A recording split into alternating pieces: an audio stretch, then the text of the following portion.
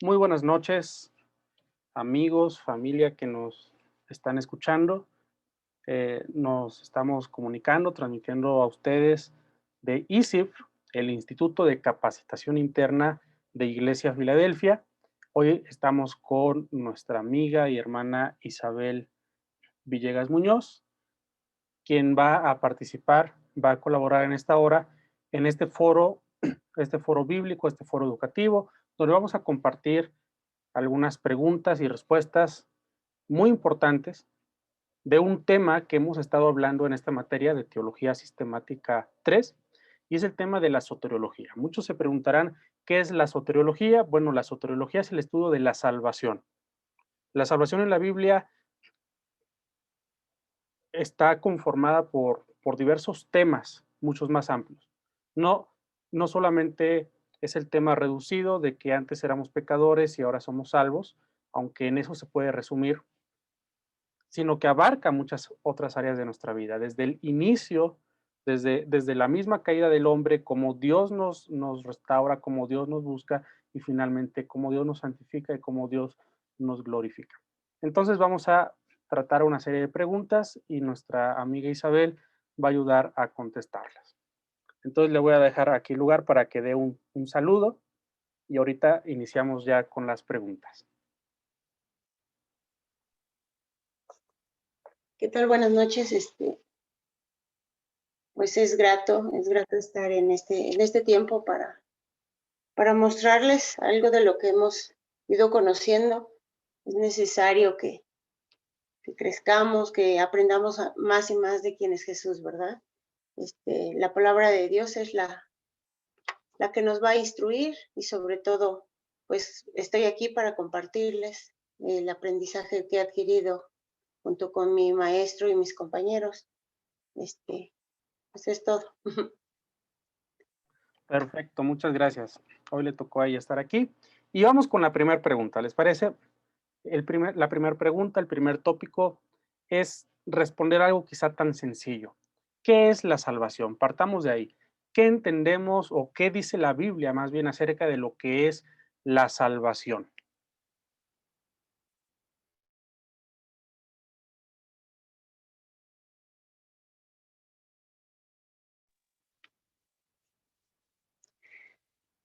Pues hablando de la salvación, hermanos, todos los que están escuchando, habla de que Dios mismo vino a liberarnos, a rescatarnos, a rescatarnos, y les puedo compartir el versículo de la palabra de el libro de Hebreos capítulo 1, del versículo 1 al 2, que nos habla de que Dios, habiendo hablado muchas veces y de muchas maneras en otro tiempo, los padres a los profetas en estos postreros días, nos ha hablado por el Hijo, quien constituyó heredero de todo y por quien asimismo hizo el universo. Wow, muchas gracias. Efectivamente es Dios quien nos rescató, ¿verdad? Y bueno, aquí hay una segunda pregunta, un segundo tópico, y es que hemos estado hablando en clases sobre la condición del hombre, y es que actualmente la condición del hombre, después de la caída de Adán y Eva, toda la raza humana, como dice la carta a los romanos, tanto judíos como griegos, estamos en una condición de pecado, de caída, estamos alejados de Dios. Dice la carta a los romanos, no hay quien busque a Dios. Y partiendo de esa premisa de que no hay quien busque a Dios, de que no hay justo ni uno solo, entonces viene esta pregunta: ¿es posible recibir la salvación sin hacer buenas obras? Porque si somos honestos, todas las religiones, excepto el cristianismo, todas las religiones están basadas en la salvación por obras. Se tiene que hacer algo. Pero el cristianismo tiene una premisa basada en la Biblia: salvación por la sola fe, ¿sí? Justificación por la sola fe. Entonces de ahí parte esta pregunta: ¿es posible recibir una salvación tan grande sin hacer buenas obras? ¿Qué opinamos al respecto?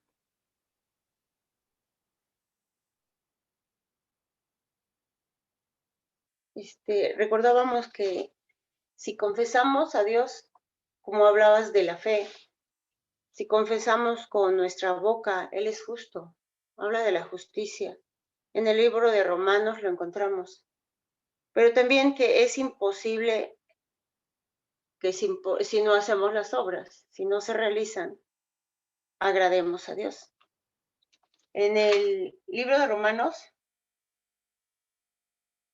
lo llevo al versículo, dice en el capítulo 10, versículo 9, que si confesamos con nuestra boca que Jesús es el Señor y creyéremos en su corazón que Dios le levantó de los muertos, será salvo. La salvación viene por fe, por creerle a Él. Wow, es algo muy complicado de entender, ¿verdad? Cuando principalmente venimos quizá de otra religión, de otro sistema de creencias, porque estamos acostumbrados a eso, a que si vamos a recibir algo, hay que ganarlo. Y partiendo de esa premisa, bueno, entendemos que debemos de hacer algo para ganar el favor de Dios, pero me gusta cómo lo dice, ¿no? La salvación es de Jehová, la salvación viene de Dios y al respecto solamente podemos depositar nuestra confianza en Jesucristo, nuestro Salvador. Qué bonito, qué difícil de entender, pero qué bonito. La salvación por la sola fe en Cristo Jesús. Y también me quedo con esto que menciona, así como una retroalimentación. Eso no nos aleja de las buenas obras, ¿verdad? Claro. Yo veía, hace tiempo estaba reflexionando y decía, no soy salvo por buenas obras, pero soy salvo para hacer buenas obras. Eso es muy importante. Sin Dios no podemos realizar ni una sola buena obra, pero con Dios estamos llamados para esa vida de santidad, de luz y de gloria. Ahora, la tercera pregunta es muy importante y es que la mayoría de nosotros en algún momento de nuestra vida hemos cometido errores, nos hemos alejado de Dios, hemos olvidado nuestro primer amor quizá. Y en ese punto de frialdad espiritual quizá nos hemos preguntado esto, ¿acaso ya perdí mi salvación? ¿Será que Dios me perdone esto? Y entonces esta pregunta dice así, ¿cómo estar seguros de una verdadera conversión? O sea, ¿cómo saber que de verdad somos salvos?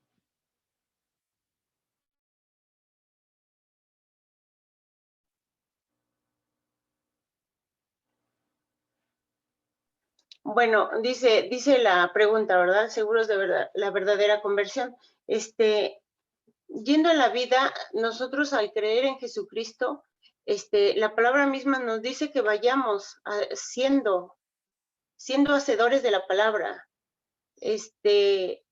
hablando con nuestro modo de vivir, siendo prudentes, llevando a cabo los dones del Espíritu Santo. Los frutos son que se vean realmente que Cristo vive en nosotros.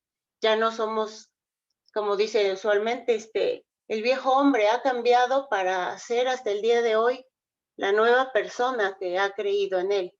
La verdadera conversión no se debe de perder porque hemos creído y lo estamos haciendo. Estamos llevando a cabo la palabra nata, completa, viva y eficaz. Qué poderoso es este mensaje. Se debe ver el fruto en nuestras vidas. Así es que a todos los que escuchan esta plática, este diálogo, los invitamos a que busquemos esa vida en el Espíritu donde abunde el fruto en nuestras vidas. Pasamos a una cuarta pregunta. Esta es muy importante, muy especial. Quizá pocos hayan escuchado este término, ¿no? que vamos a mencionar, que es el tulip. ¿Sí?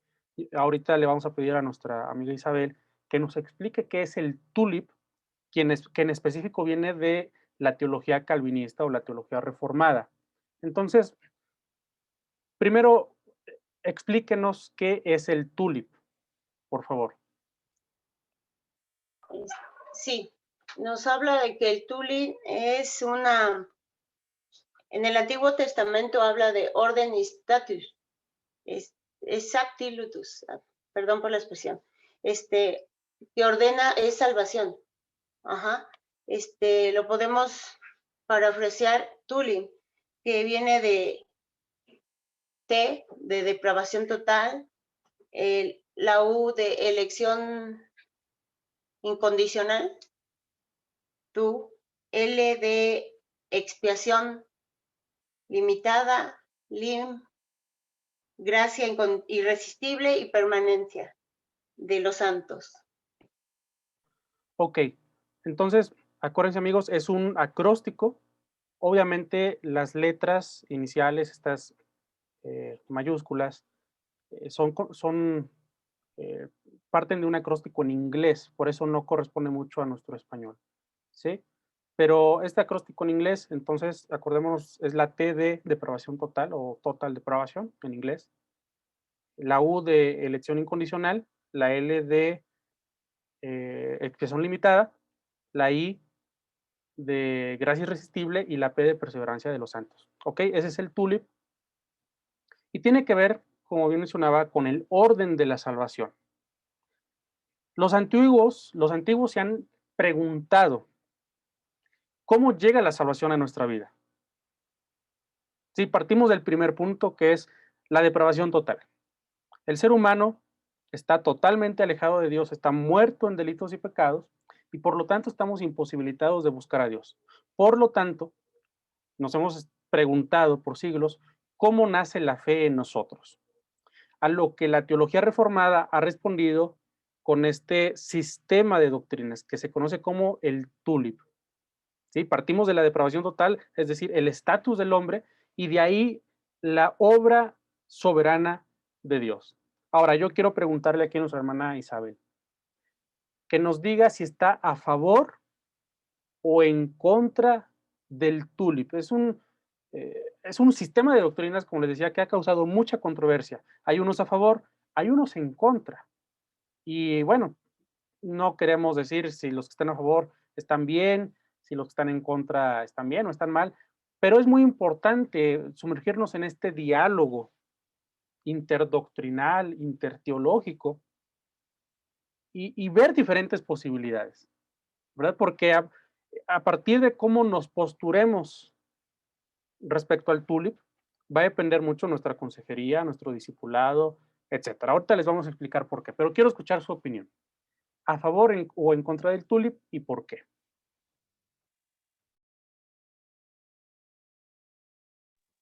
Bueno, no tanto es que esté a favor o dice o en contra. ¿Por qué? Porque tiene varias, la doctrina calvinista nos habla o nos da elección de elegir, de fe, de santificación. Pareciera que está completa, pero también podemos guiarnos hacia lo que es el sinergismo contra el monergismo. Ajá.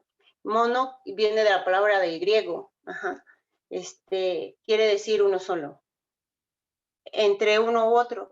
Si vamos a el sinergismo, nos habla de Dios más el hombre, que es la voluntad del hombre. El 50% es la voluntad del hombre y sería el 50% de lo que es Dios. Ahí no le estaríamos dando la credibilidad, ¿verdad? A Dios, más el monergismo. Uh-huh, es uno, como lo expresé en un momento, uno solo. Dios es el principio, quiere decir que es el principio y el fin. Que aquí voy a hacer una pausa, interrumpir. Ya estamos adentrándonos entonces a dos conceptos muy importantes. El sinergismo, así recapitulando, viene de sinergia, es la unión de fuerzas, ¿verdad? Suma de fuerzas. Por lo que nos decía, Dios ya hizo su parte, pero ahora le corresponde al hombre otra parte, ¿no? Y dicen los que están a favor del sinergismo, que Dios ya hizo la parte en Jesucristo, cuando muere en la cruz, hace posible la salvación, pero ahora le corresponde al hombre el otro 50%, ¿verdad? De participación a través de la fe, a través del arrepentimiento, a través de buscar a Dios, buenas obras, etcétera. Pero luego nos encontramos con el monergismo, como ya lo explicó muy bien, viene de una sola fuerza, una sola, y esta es de Dios. Dios opera en la salvación de principio a fin. Y es muy importante porque el tulip, ¿verdad? Si no, ahí nos corregirá nuestra amiga Isabel, el tulip es un sistema monergista. ¿Por qué? Porque inicia con la depravación total, el hombre está muerto en delitos y pecados, no hay quien busque a Dios, por lo tanto, para que alguien llegue a ser salvo, es porque Dios lo elige, de ahí viene El segundo punto, la elección incondicional. Dios elige a los que han de ser salvos. Dicen los reformados, no hay de otra manera. Dios debe de elegir a quienes deben ser salvos. Y de ahí sigue un sistema lógico. Si Dios elige quienes han de ser salvos, entonces la muerte de Jesucristo solamente es a favor de los elegidos, ¿verdad? Expiación limitada. Y si Cristo solo muere por los escogidos que ya han sido predestinados desde antes de los tiempos, entonces es imposible que se resistan a la gracia. Gracia irresistible. Y por último, si no nos podemos resistir al amor de Dios, entonces Dios nos va a guardar hasta el final. Es un sistema lógico, creciente, hasta llegar a la glorificación. Entonces, Progresista, ¿verdad? ajá, ese es el monergismo. El Monergismo. monergismo. Y bueno, aquí ya me metió entonces entre la espalda y la pared. Dice, no es que está a favor ni que esté en contra. Entonces entiendo que nos vamos sumergiendo a un análisis, ¿verdad? ¿Cuál es la conclusión de ese análisis? ¿Qué dice la Biblia al respecto? ¿Cómo lo podemos entender? Y digo así, ¿cómo lo podemos entender? Porque tal parece que no hay otra opción. Si estamos a favor del tulip, tendríamos que adoptar doctrinas como la predestinación, incluso podemos crear una predestinación extrema, donde Dios elige a los que han de ser salvos y Dios elige a los que se han de perder.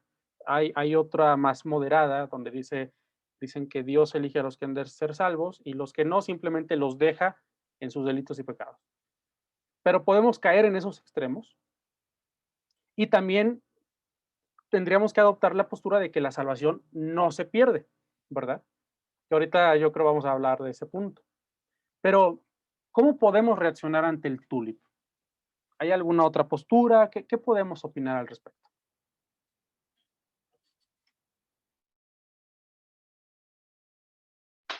Pues vamos a ver de dónde provenimos en realidad.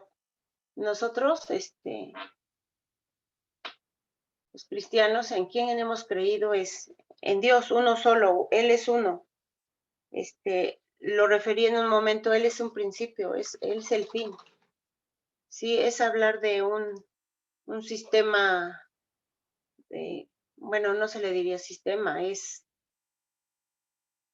como un anillo, yo le digo, es como un anillo. Es el redondel, no se le ve el principio, no se le ve el fin. Él es eso. Él es desde el libro de Génesis, desde la creación, Él nos muestra que Él habitaba. Y el final es, Él viene, Él va a estar con todos. Con todos. Entonces me inclino más hacia el monergismo, que data más hacia lo que nosotros creemos. Esa es la parte especial. Correcto, se me hace muy importante que en este punto del diálogo nos postulemos como monergistas, ¿verdad? Porque de momento si no adoptamos el tulip se nos puede tachar de sinergismos, o de sinergistas, perdón, donde se colabora con Dios, con obras, y no es así, no lo creemos así. Pero entonces esto nos lleva a la siguiente pregunta, la pregunta número 5, donde, a ver, compartimos con el tulip la depravación total, ¿sí? La Biblia dice que no hay quien busque a Dios. Entonces, aquí está la pregunta, entonces, ¿cómo es posible que en nosotros se desarrolle la fe y el arrepentimiento? Ojo, pongan atención todos los que están escuchando esto. Si no hay quien busque a Dios porque estamos muertos en delitos y pecados, ¿cómo es posible que en nosotros nazca la fe y el arrepentimiento? Desde una postura monergista, donde no necesariamente creemos en el tulip. ¿Qué podemos decir al respecto?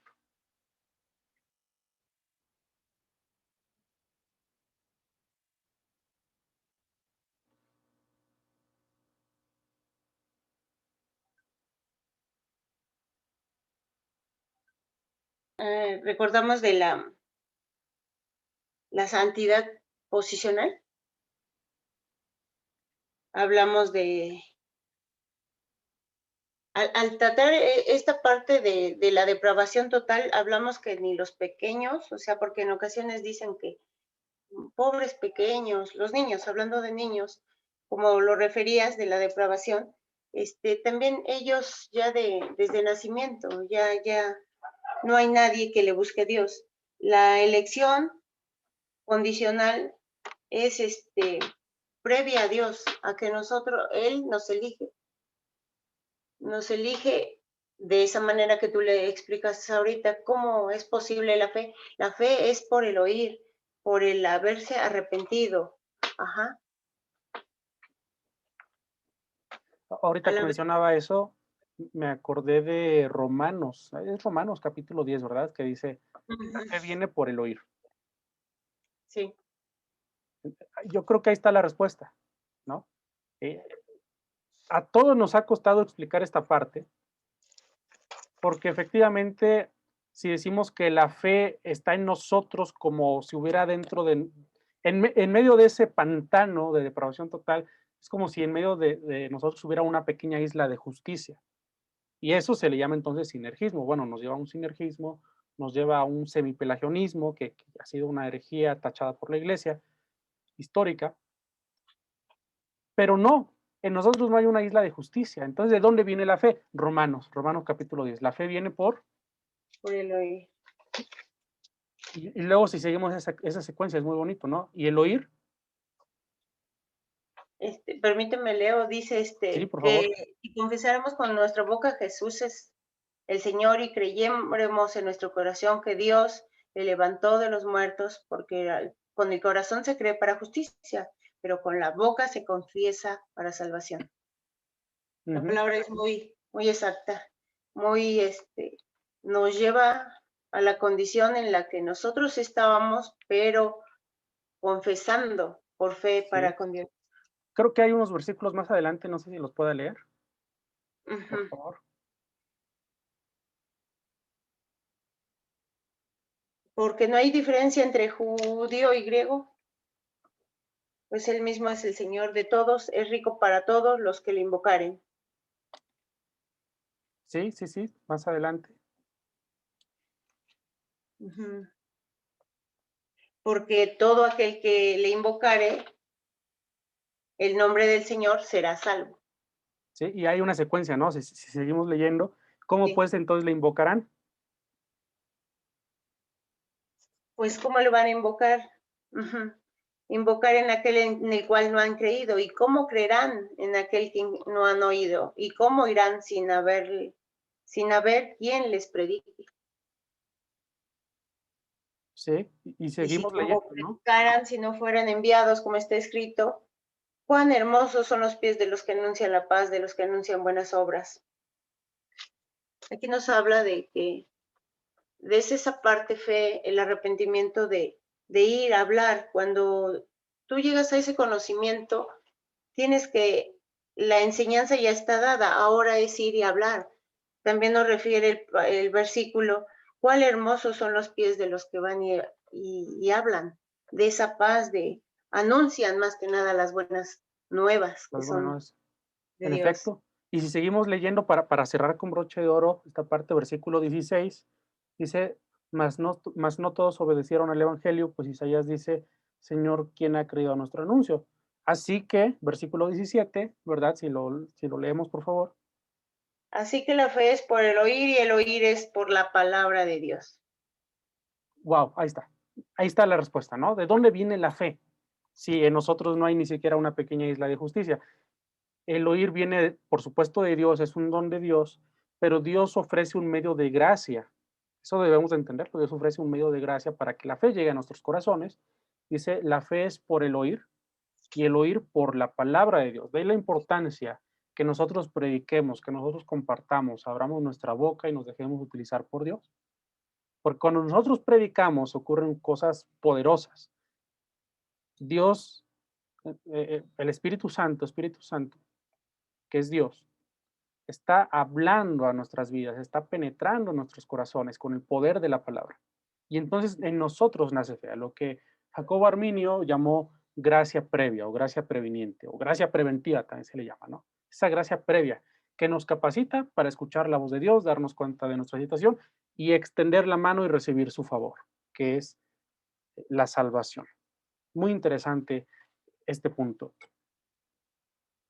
Ahora, siguiendo como referencia al tulip, acordémonos que el tulip va en creciendo hasta llegar al punto de la perseverancia de los santos, es decir, la salvación no se pierde.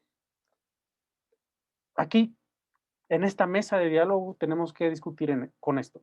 ¿Se puede perder la salvación? ¿Sí o no? Y si se pierde, ¿cómo es posible perderla? Claro que se puede perder.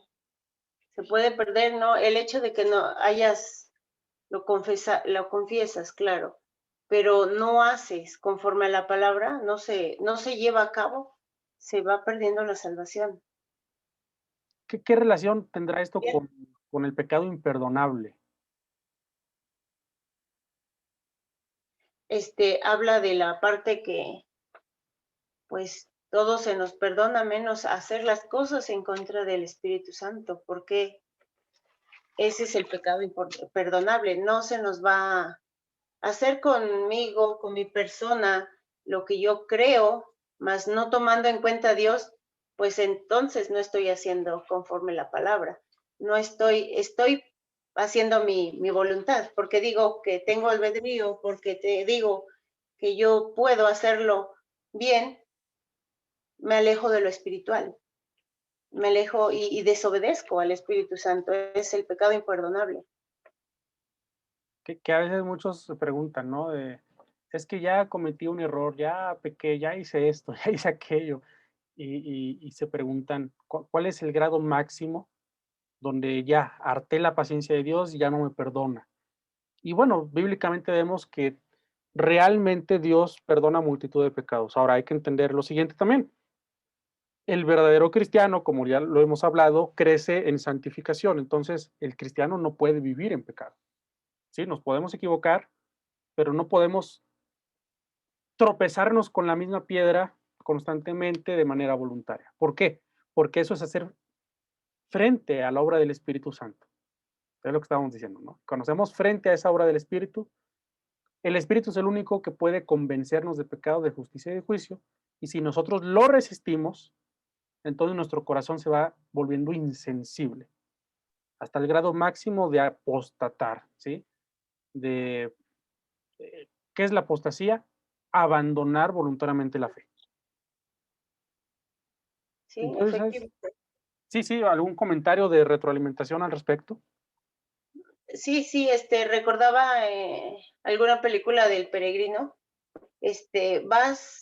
Tu misión es al frente, yo siempre lo he dicho, al frente ver a Cristo, ver la cruz, ver el sacrificio, pero de momento te sale algo por un lado, te desvías, ya sea la derecha o la Ujú. izquierda, bueno, digámoslo así, asemejémoslo, pero te vas perdiendo. ¿Por qué? Por querer ir a ver qué hay más allá, sabiendo que la palabra te está dirigiendo. Por eso dice que es lámpara a mis pies, lumbrera a mis caminos. Qué importante eso. ¿Cuántas veces nos equivocamos y hacemos de todo para tratar de corregir nuestra vida, menos leer la palabra de Dios? Es la única que puede limpiar nuestro camino, ¿verdad?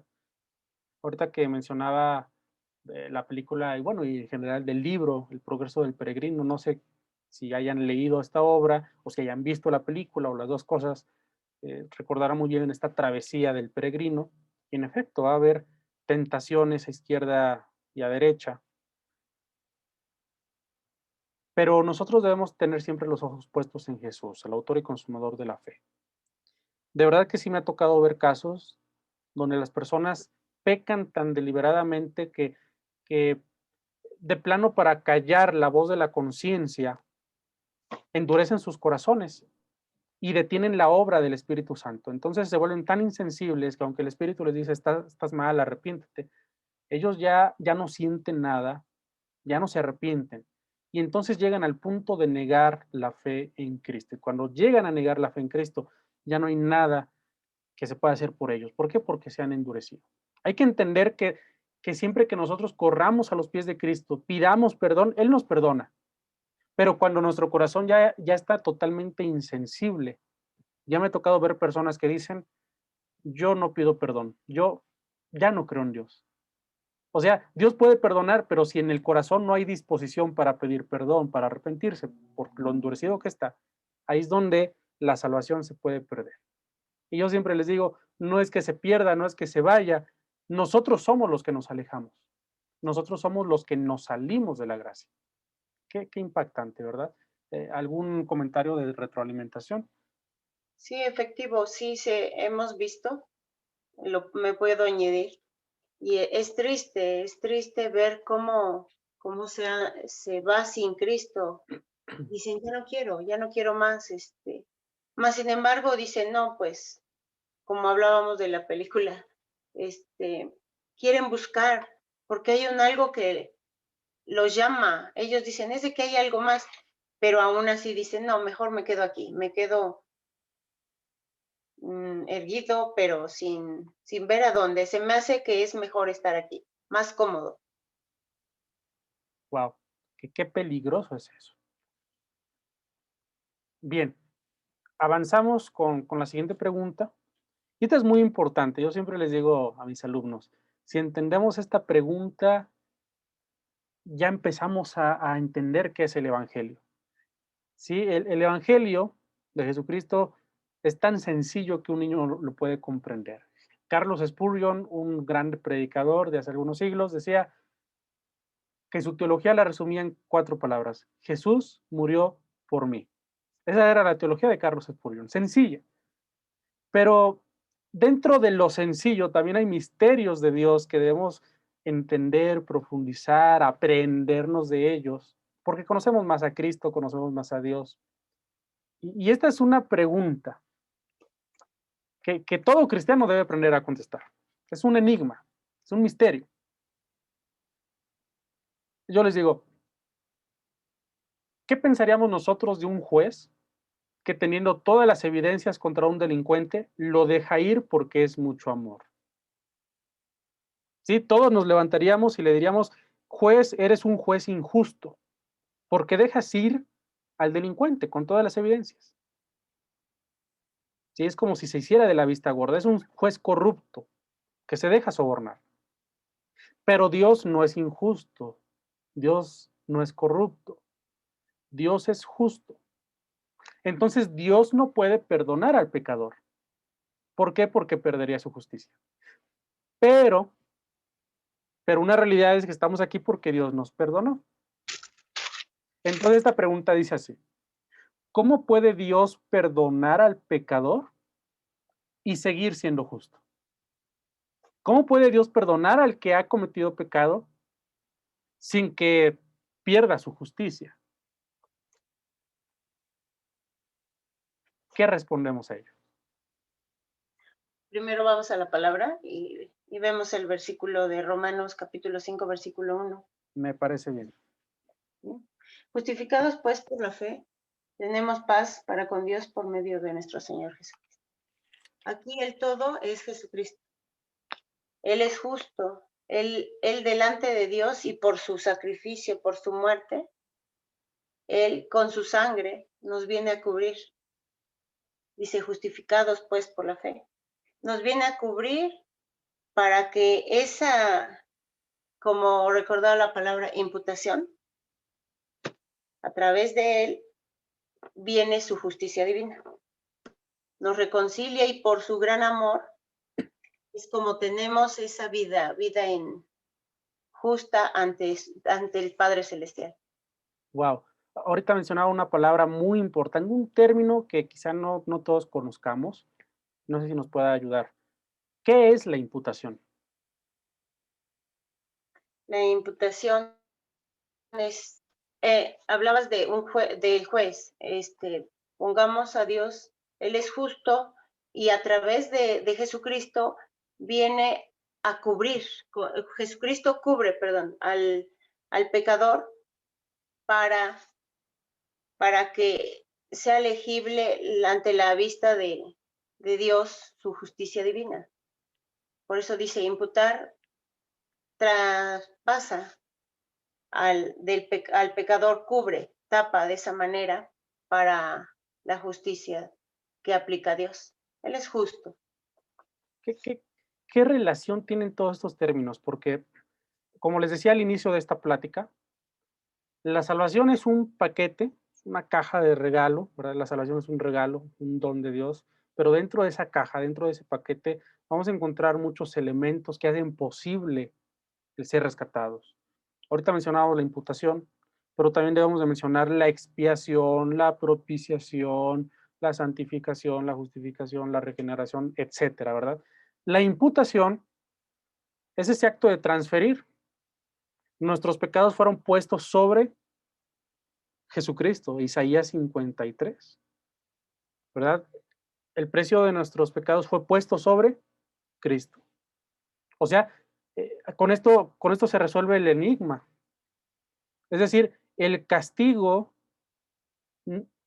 perdón, el pecado no queda sin castigo. El castigo fue puesto sobre Cristo, se consumó ahí.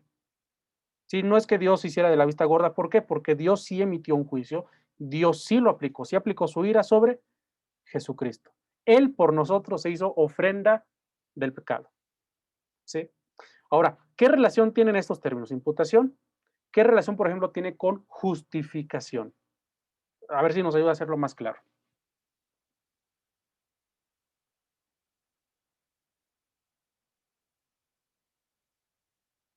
Sí, ante la muerte de Jesucristo, Dios eh, es la parte, le digo, yo les señalo así, ¿no? Este es el hombre, es Jesús, porque por medios de él, Jesucristo va a pedirle al Padre, va a estar ante la presencia del Padre.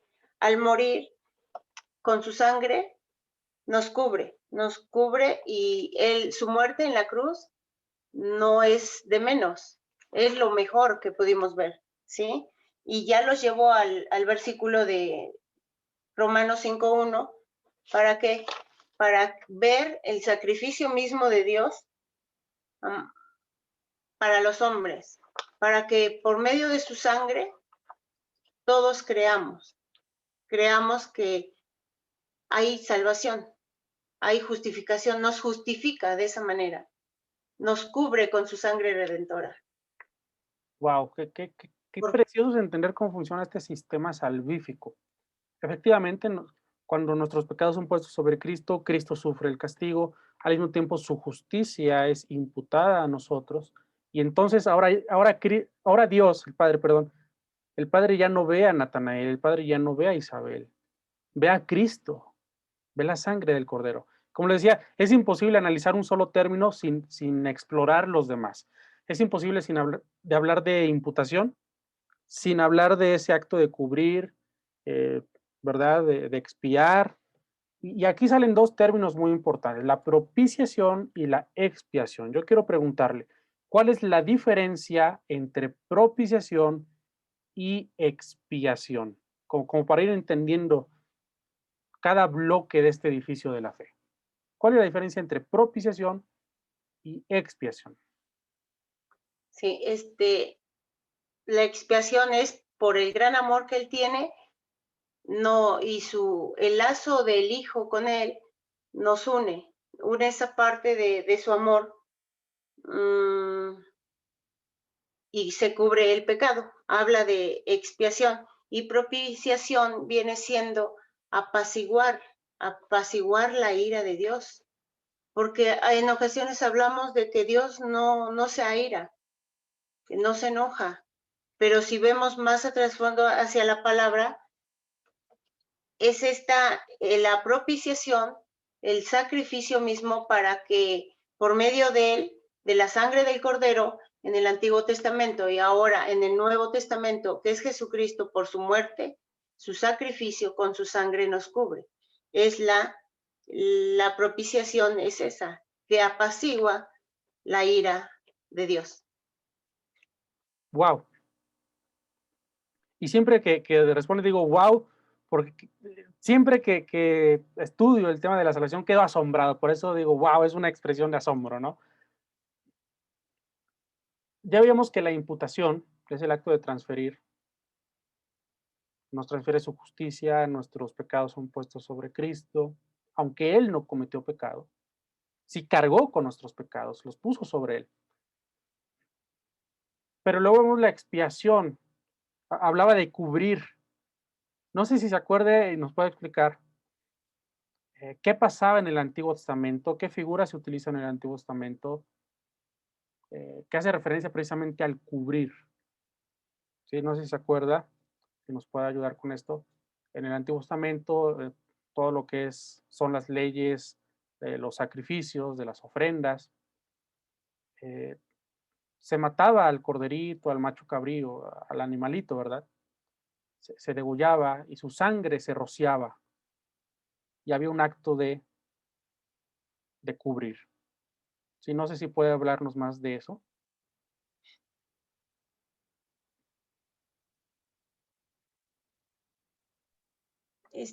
Recordaba en el libro de Éxodo,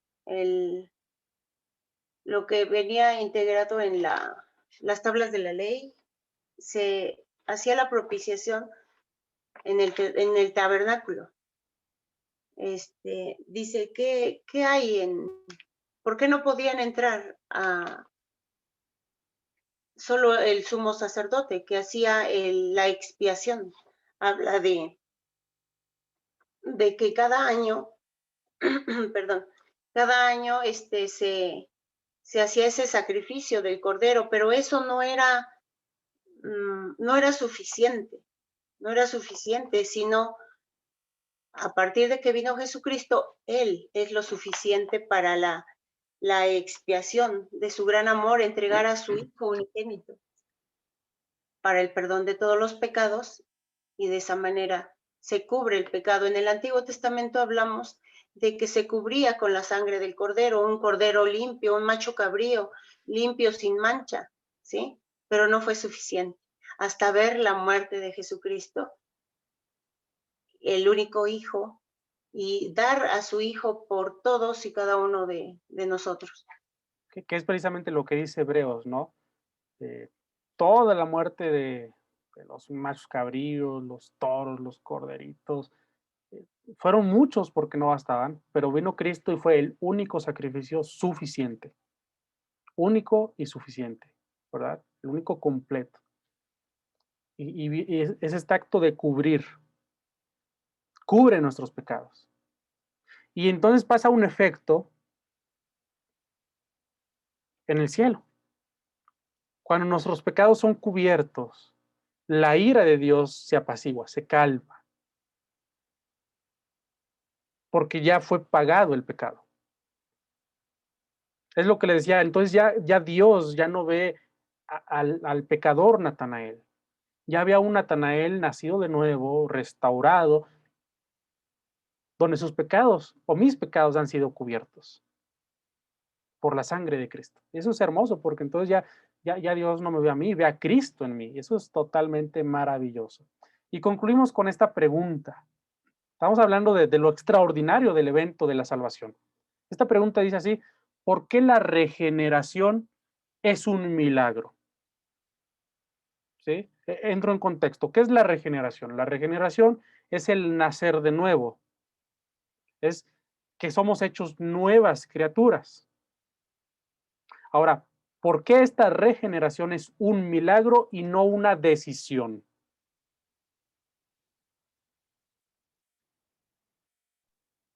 Es el milagro de haber aceptado a Dios y de que ya se hizo un, un nuevo nacimiento, un cambio de rumbo de vida de la persona a la cual decide seguir a Cristo. Decide, pues Dios ya nos había predestinado desde antes, pero ese es el cambio de rumbo de vida de la persona que ya no, como dice, justificada por Él, que ya no va a vivir la vieja Isabel, sino ahora con una nueva misión para seguir sus pasos de Él, siendo como Él. obediente ante todo, obediente ante el Padre para gran satisfacción de Él mismo. Efectivamente, yo podría añadir que la salvación es un milagro por el simple hecho de que no nace de mí, no es una decisión mía, ¿verdad? No es algo que yo diga, yo quiero seguir a Dios. No es una decisión mía. Es un milagro porque Dios actúa sobrenaturalmente en mí, cambiando mis afectos, cambiando mis emociones, cambiando mi manera de pensar, hasta que me hace una nueva criatura, conforme a su corazón, conforme a su ley. Esto es imposible. No lo puede lograr la psicología, no lo puede lograr una buena política pública, no lo puede lograr una buena educación. Es un milagro por eso, es un evento sobrenatural, donde Dios actúa desde el inicio, desde el principio de los tiempos, desde antes de los tiempos. Él nos predestina un plan maravilloso que es estar reunidos en Cristo. Él nos llama, Él nos salva, pone fe en nosotros. Nosotros entonces creemos en Cristo. Es como decía Jacobo Arminio, no tenemos participación más el simple hecho de extender la mano y recibir el regalo del Rey. Dios nos santifica y Dios nos glorifica. Es algo realmente maravilloso. La salvación es un milagro. Y bueno, amigos, con esto concluimos esta serie de preguntas y respuestas acerca del tema de la salvación. Es lo que hemos estado viendo en estas últimas 3 semanas. Hemos dialogado bastante sobre el asunto de la salvación, tanto en el Antiguo como en el Nuevo Testamento. Agradezco mucho la participación de nuestra amiga, alumna, hermana Isabel Villegas Muñoz. Gracias por su participación. Espero que ahí en los comentarios la feliciten, la animen a seguir adelante, seguir preparándose. Ella lo comparte con las personas a las que está evangelizando, entonces también no se olviden de orar por su vida para que Dios la use poderosamente y muchos vengan al arrepentimiento y la fe en Jesucristo, que ese es nuestro deseo máximo, que Dios sea glorificado a través de la salvación de las personas. Entonces, con esto concluimos este diálogo abierto y los invitamos a que nos sigan en nuestra página de Facebook, Iglesia Filadelfia Puebla. También nos encuentran en YouTube como Iglesia Filadelfia Puebla. Suscríbanse para que les lleguen nuevos videos, notificaciones y también para que estén atentos cuando haya algún nuevo curso de ISIF, algún diplomado, para que se inscriban. De verdad que van a salir enriquecidos con la palabra de Dios, enseñanzas sobre liderazgo, sobre educación, sobre evangelismo y sobre todo una preparación teológica sólida y altamente espiritual. Entonces los invitamos a que estén atentos a los nuevos cursos, nuevos diplomados y estamos aquí para servirles. Le dejo el lugar a nuestra amiga Isabel para que nos dé una palabra, un saludo. Bueno, pues es agradable estar para aprender. Les puedo decir, el tiempo es el día de hoy. Decídanse, como es la invitación del hermano Natanael, del aprendizaje. No hay edad. El tiempo sí lo hay. Debemos de predestinar nuestro tiempo, decir, yo quiero hacerlo, pues tomemos y hagamos para las cosas para agradarle a Dios, para glorificarle, porque todo lo que hacemos es que sea para Él, porque si en nosotros ha habido ese nacimiento, hay esa fe, sigamos adelante, los invito. Yo creo que todos podemos, mientras queramos, pongamos esa disposición. Gracias y bonita noche. Muy bien, ahí ya tienen la invitación, el saludo. Pasen excelente día, excelente noche, dependiendo del horario en el que vean este video. Que el Señor les bendiga.